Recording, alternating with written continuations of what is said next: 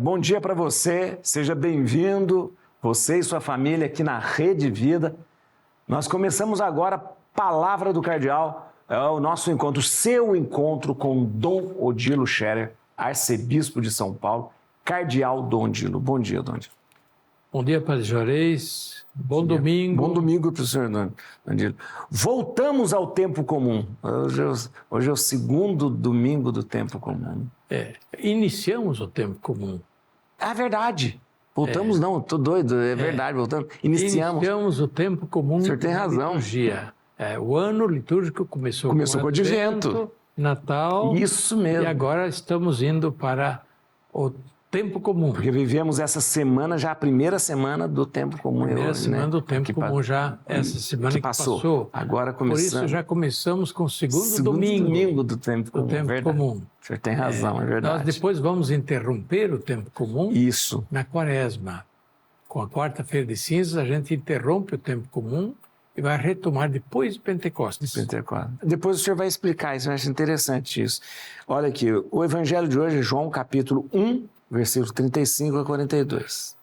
Eles disseram, Rabi, que quer dizer mestre, onde moras? E Jesus respondeu, vinde ver. Foram, pois, ver onde morava e nesse dia permaneceram com ele. Venham e vejam. Né? É o chamado dos primeiros discípulos de Jesus. Interessante esse relato, é do Evangelho de São João. Né? É diferente de Lucas e Mateus, e também Marcos, os evangelhos sinóticos, que falam de Jesus que passa e chama. Aqui em São João, Jesus passa e os discípulos vão atrás. Interessante. E lá pelas tantas, Jesus olha e vê que eles estão perto e diz, o que vocês querem? Eles meio sem graça perguntam, mestre, onde moras? Queríamos ver onde é que você mora. E Jesus então convida, vinde e vede, venham e vejam. Eles foram e ficaram aquele dia com ele. E Jesus então os atrai a si. Vê, aqui aparece nesse relato das primeiras vocações, muito fortemente que este Jesus que atrai a si. Sim. A vocação é um chamado, mas um chamado que muitas vezes acontece de uma forma muito sutil. É uma atração, né? Porque é bonito. Quanta vocação sacerdotal nasce porque acha bonita a cor da veste que o padre usa. Isso. Ou então acha bonita a vela no altar. E Deus usa dessas coisas, né? Vocações já nasceram por causa do jipe do padre, né? O padre tem um jipe. Deus pode usar de muitas maneiras para atrair, para revelar assim o mistério. E é o que Jesus convida. Interessante isso. Venham e vejam. Venham experimentar. Os discípulos foram atrás de Jesus, atraídos por ele, curiosos, mas ainda não sabiam. E Jesus, venham e vejam. Aí eles entraram em contato com Jesus e passaram a conhecer mais profundamente. A vocação é isso. É um estar com Jesus, é um entrar junto com a igreja, o mistério da igreja, e conhecer mais e mais, e se identificar, e se dispor a viver isso, a servir a Deus nisso. O senhor falou uma coisa muito interessante. Experimentar Jesus, a experiência de Jesus é uma coisa muito interessante, porque vai além do conhecimento pelo livro, pela teologia, pela filosofia. É uma experiência profunda, né? Só quem experimenta depois pode dizer, né, que... Verdade, sim, verdade. Por isso, o seminário, a formação no seminário, daqueles que são seminaristas, ou então no convento, ou as moças que querem entrar na vida religiosa, não é apenas o estudo. Então... Não é apenas, faz uma faculdade, 2 faculdades, tem especialização, tem teólogo. Isso. Está tudo resolvido. Não. Isso não é suficiente. Experimentar. E por isso o itinerário da formação dos sacerdotes ao longo do período seminário é muito marcado por isso, esse estar com Jesus. O seminário tem muita a presença da celebração eucarística, de outros sacramentos, da oração, e depois a convivência, onde se procura marcar muito essa convivência pelo amor fraterno, porque Ele está no meio de nós. A vida comunitária. Vida né? comunitária. Então, esse experimentar Deus no meio de nós, estar com Ele. Por isso que não se forma padre como se forma um médico, né? Você vem na escola, aprende a ser padre e volta, né? Isso não é uma faculdade que você faz. Não basta o estudo. O estudo é importante, mas não basta. Você precisa vir e ver, né? Sentir ali, né? Fazer a experiência da fé e a experiência do mistério de Deus a quem, de fato, o padre vai servir, né? O religioso, a religiosa se dedicam em tantas atividades que vão fazer, e não apenas espirituais, também as atividades, o trabalho do dia a dia, mas a partir dessa experiência da fé. Dom Dilo, a gente começou falando do ano litúrgico, a gente vai viver esse ano com as festas, com as celebrações, mas lembrando, a gente tem na igreja as dois grandes momentos, Natal e Páscoa.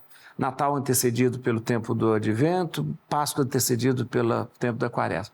E aí no meio nós temos, intermeando tudo isso aí, o tempo comum, claro, com as festas e tal. É assim que nós vivemos o tempo litúrgico, então. O tempo litúrgico, o ano litúrgico, né?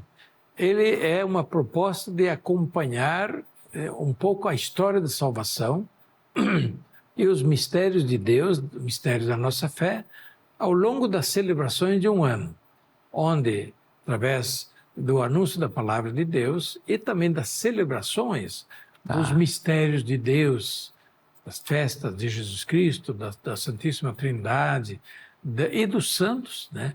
Nós recordamos e vamos entrando, digamos, na dinâmica da história da salvação, da ação de Deus, que também se refere a nós. Nós entramos também nesta dinâmica do mistério da salvação, na medida em que nós celebramos os mistérios de Deus, os anunciamos ou acolhemos pela palavra de Deus e pela celebração dos mistérios da fé, os sacramentos e as festas da nossa fé. Então, por isso, o ano litúrgico que começa com o Advento, o anúncio da salvação, depois vai com o Natal, que é a realização da promessa da salvação mediante o nascimento do Salvador. Depois entra um breve período de tempo comum, que é o tempo da evangelização, o tempo do testemunho. Depois entra a Quaresma, que é um tempo de preparação para celebrar a Páscoa.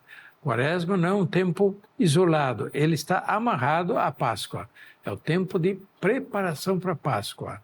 E nesse tempo de preparação para a Páscoa, um tempo de penitência, de conversão e de preparação para celebrar a Páscoa e também celebrar o batismo. Celebrada a Páscoa, vem daí, nós caminhamos ao tempo pascal até Pentecostes, o envio do Espírito Santo. Vejam quantos mistérios da fé na celebração da Páscoa até Pentecostes. Quantos, né? Mistério da pregação de Jesus, a sua paixão, morte, ressurreição, mistério da sepultura, né? Da ascensão ao céu, do envio do Espírito Santo, né? E do envio da igreja. É a parte central do ano litúrgico. E depois o longo período do tempo comum, desde Pentecostes até o iniciar novamente o Advento. É o tempo da evangelização, é o tempo da igreja, o tempo do anúncio e do testemunho da fé, de fazer aquilo que Jesus pediu: ide pelo mundo todo, anunciai o evangelho a toda criatura, vós sois minhas testemunhas. É durante o tempo comum que nós fazemos isso. É aquela história, o que a igreja celebra, o que a igreja reza é aquilo que ela crê, né? Lex credende, lex orandi, né? É o que nós rezamos. A igreja celebra aquilo que ela crê. Isso. Ela crê aquilo que ela celebra. É isso mesmo, né? Então, existe uma estreita relação entre o que nós cremos e entre o que nós celebramos. Por isso, a liturgia é a celebração da nossa fé. Da nossa fé, né? Da nossa fé. A celebração daquilo que cremos. Daquilo que cremos. Dom Dilo, então, nos dê a bênção, por favor. Pois não. Que Deus abençoe, que a todos dê um bom período também de férias, descanso.